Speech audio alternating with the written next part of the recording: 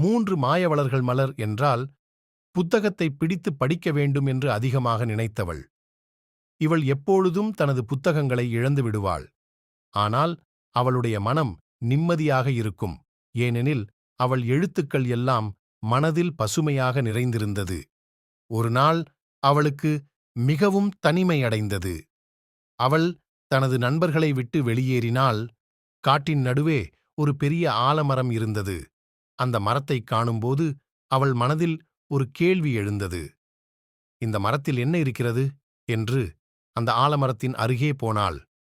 அப்போது அவள் அடிக்கடி காணும் பச்சை குருவி ஒன்று அவளை நோக்கி வந்தது. குருவி அவளிடம் பேச ஆரம்பித்தது. மலரே, நீ இதுவரை காணாத 3 மாயவளர்கள் இருக்கிறார்கள். அவர்கள் உன் வாழ்க்கையை மாற்றலாம் என்று குருவி கூறியது. மலர் குருவியின் வார்த்தைகளை நம்பினாள். அவள் 3 மாயவளர்களை தேட ஆரம்பித்தாள். குருவி அவளை வழிகாட்டி அழைத்துச் சென்றது. சிறிது நேரம் சென்றபோது குருவி நிலத்தில் கீழே இறங்கியது. மலர் அவளை பின்தொடர்ந்தாள். அங்கே ஒரு பழைய மாளிகை இருக்கிறது. அவள் பெயர் தனுஷி.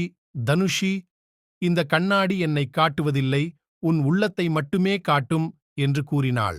மலர் அந்த கண்ணாடியில் தனது உருவத்தை பார்த்தாள்.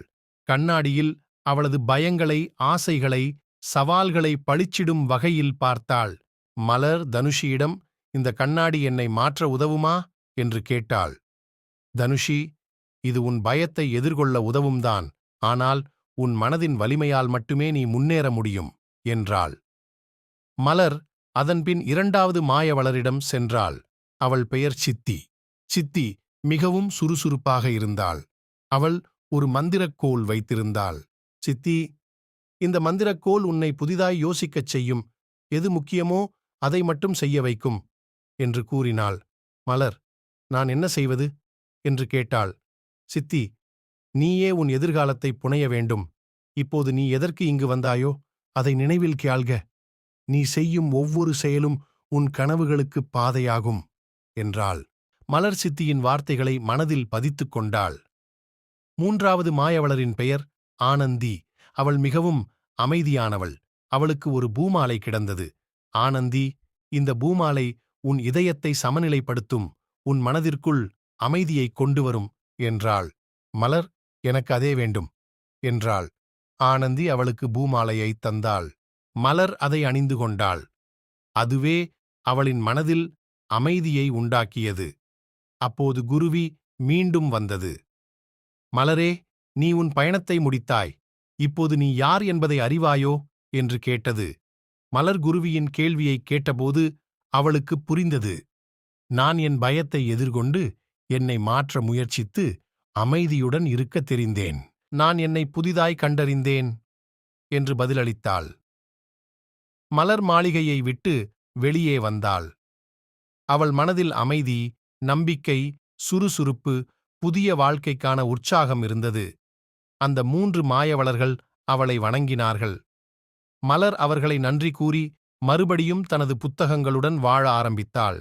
அந்த மாயவளர்களின் பயணத்தில் வந்த அனுபவங்கள் மலரை மாற்றியது. அவள் யார் என்பதை புரிந்து கொண்டு தனது வாழ்க்கையை புதியதாக அமைத்துக் கொண்டாள்.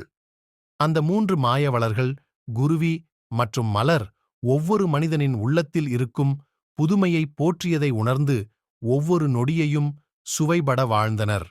இந்த கதையின் இறுதியில் மாயவளர்கள் அவளுக்கு ஒரு நல்ல வாழ்க்கையை அளித்து அவளுக்கு நம்பிக்கை ஊட்டினர். மலரின் வாழ்க்கை இனிமையாக முடிந்தது. இந்த கதையில் ஒவ்வொரு வார்த்தையிலும் ஒரு புதிய மனப்பக்குவம், ஒவ்வொரு காட்சியிலும் ஒரு புதுமை, ஒவ்வொரு சந்திப்பிலும் ஒரு வலிமை உண்டு.